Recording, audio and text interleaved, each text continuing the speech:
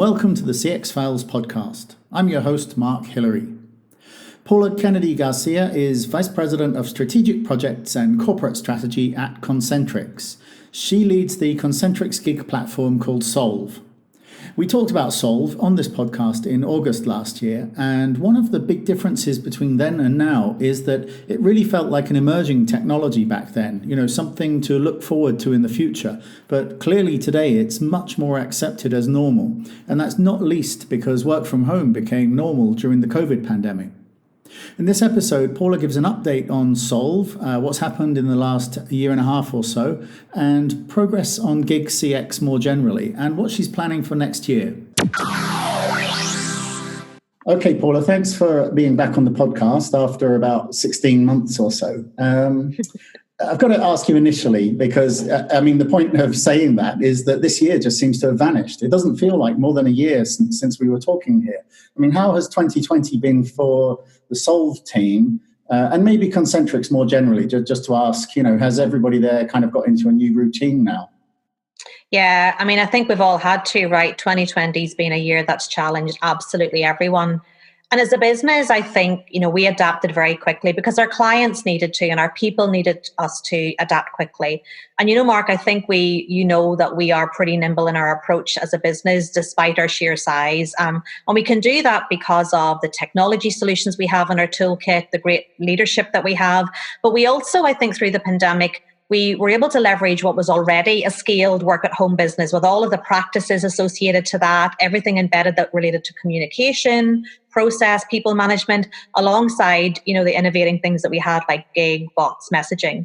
But, despite all those challenges, and it has been a tough year, we have seen positive growth. And we have seen the great new milestone news you might have seen yesterday where Concentrix is now trading solely on NASDAQ. So successful spin out from Synex. So even in a really tough year, we're ending it on a high and starting 2021 as we mean to go on. That's good news. It's great to hear that, although this was such a shock to the whole industry, but people are sort of coming out the other side now. Obviously, COVID's been the big story this year, but, one of the big trends and one of the buzzwords everybody has been talking about more and more this year is Gix CX, and clearly that connects to the Solv solution. Mm-hmm. Have you experienced a big increase in interest in Solv during this year? Yeah, I think if 2020 needed one thing, it was absolutely innovation. And it's really positive to see the momentum that's been building behind Gix CX as organizations, I guess, normalize what remote working has now become as a reality.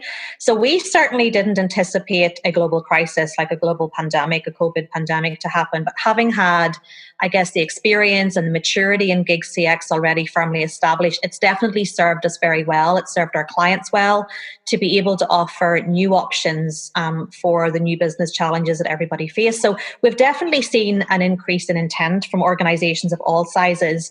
And I think Gig really surfaced at the beginning for its speed to tackle the immediacy of stranded staff and resources and stranded customers when the pandemic first hit. But where we were able to set up new brands in those times, we did it in as quick as 10 days. So that answered an immediate need. But if you jump forward, 8 months now, is it?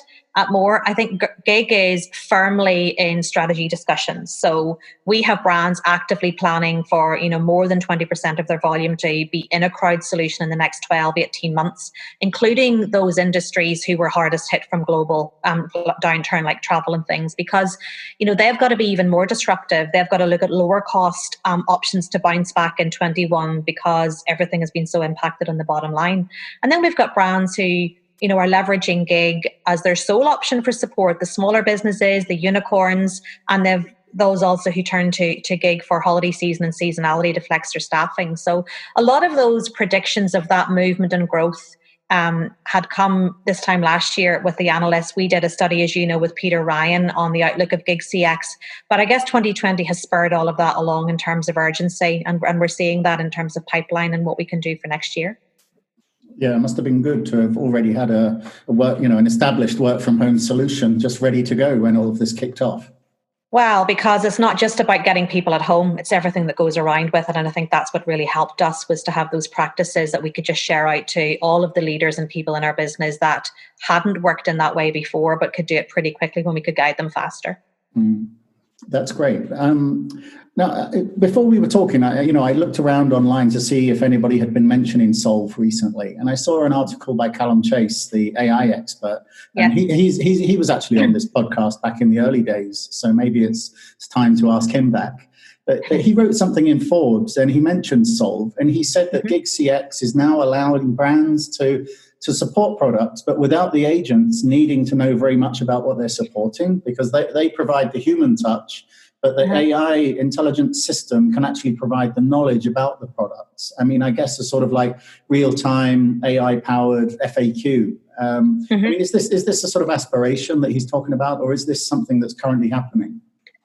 Yeah, I mean, I read Callum's article and shout out to him absolutely for recognizing what Concentrix Solv's doing in the space. I think the reality, Mark, for me is that the needs for every brand are different. And we were very deliberate in our design of Solv to keep it flexible to adjust to those different needs and not have a solution that was kind of a one size fits all in the box. Because not every organization is AI ready.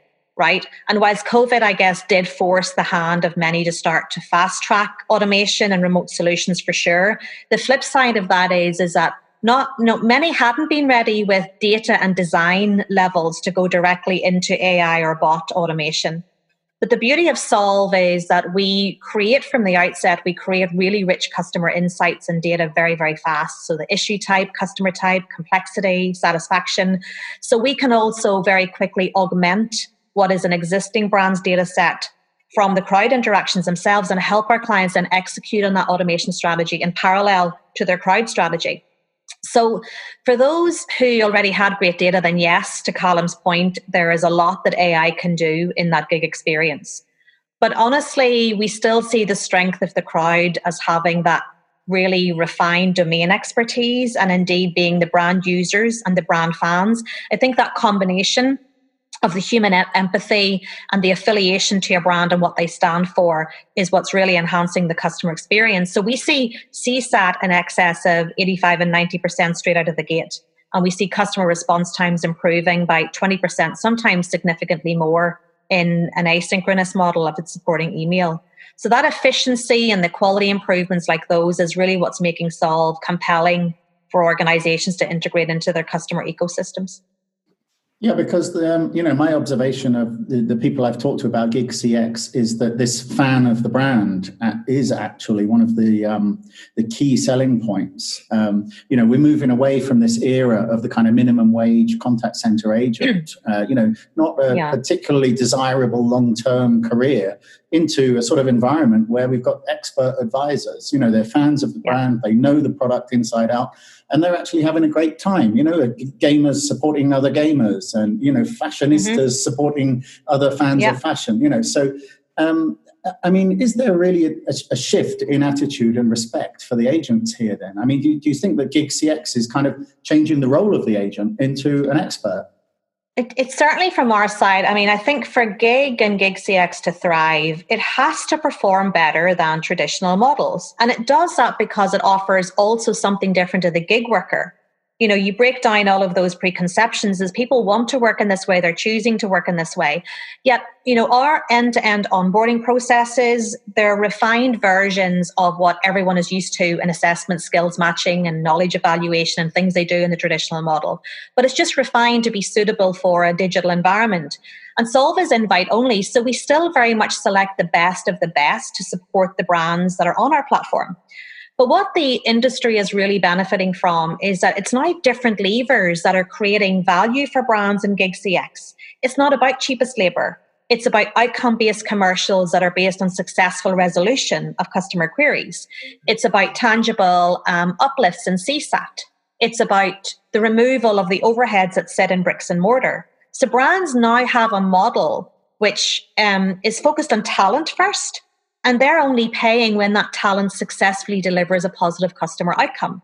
So knowledge almost becomes this new currency that drives results, right? And Solv is about really leveraging that, and it's about rewarding people fairly for that knowledge. And fair reward is really, really important within Gig CX because that drives crowd engagement. If you don't pay the right level for a ticket and for work to be done, people won't stay on the platform. So you really are focusing in on talent and reward. And the outcome of that for brands is 30-50% cost savings. But solvers still have the ability to earn really well for work well done. And so they also have a respect for this kind of model. And they know that to stay engaged and to have all those benefits around flexibility, they have to do it well and they have to resolve. Otherwise, one, they don't get paid, and two, they can't stay on the platform.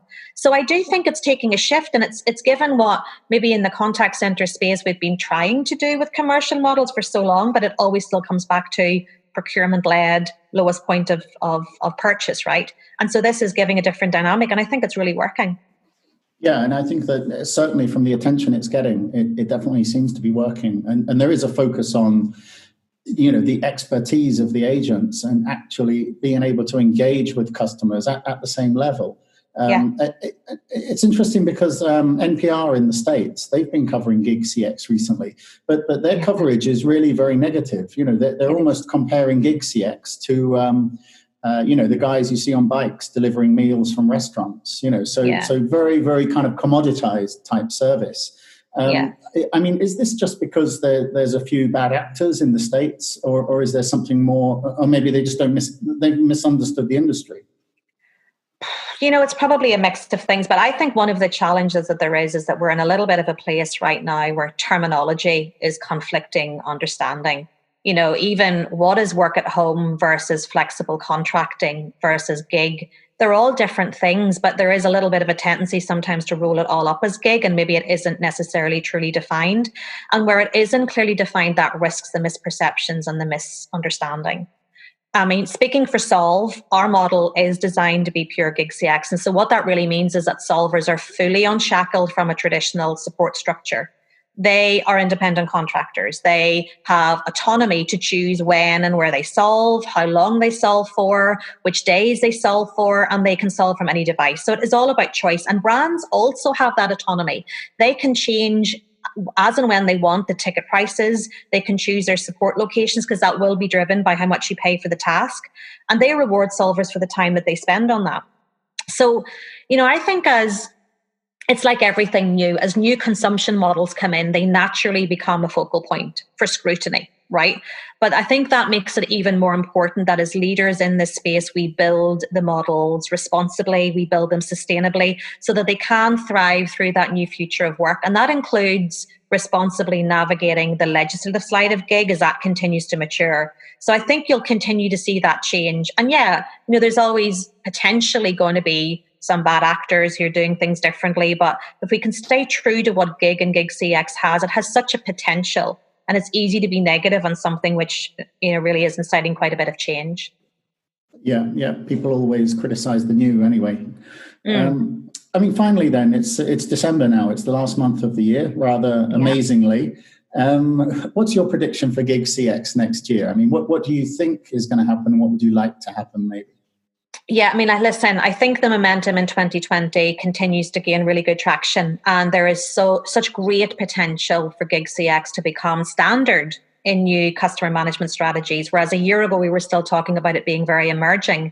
So like this time last year, as I said before, the analyst predictions were 20 to 30% of gig segmentation in 2 to 3 years. That's likely to fast track as that adoption increases following the pandemic, and we're definitely seeing that. I think we will likely see progress on the legislative side, country by country, as that starts to build presence in different countries, and there was certainly activity again in the States towards the back end of this year. More companies will look to Gig CX, I think, to augment the remote work and flexible working models, and that will probably lead to new models on how all of this can even be deployed. So I think we're only at the start of what really gig can evolve into and how that technology will evolve into.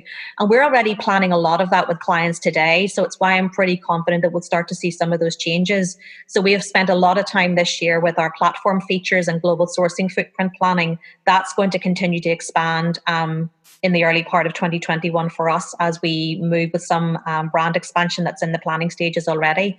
So I'm really looking forward to seeing how this entire Gig CS space continues to evolve. I think next year will look different from this year, but I think for all of the tragedy and downside of what the pandemic has done, it has opened up innovation into remote work in a way that would have taken longer to achieve. And I think 2021 gives us a chance now to really capitalize on that and take it to the next level.